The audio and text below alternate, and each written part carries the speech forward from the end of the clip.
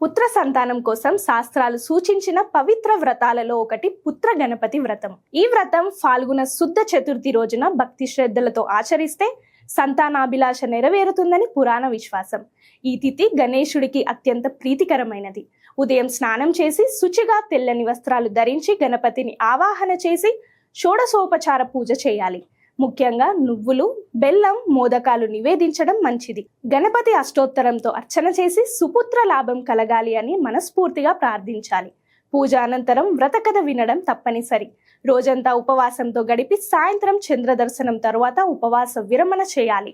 వ్రతం వెనుక భావం ఒక్కటే, సంతానం మాత్రమే కాదు, సద్బుద్ధి కలిగిన సంతానం కలగాలి అనే సంకల్పంతో వ్రతం చేయాలి. మనస్సులో విశ్వాసం, పూజలో శ్రద్ధ, జీవితంలో నీతి ఉంటే గణపతి కృప తప్పక లభిస్తుంది. భక్తితో చేసిన ఒక్క చతుర్థి వ్రతం కుటుంబంలో ఆనందాన్ని నింపుతుంది.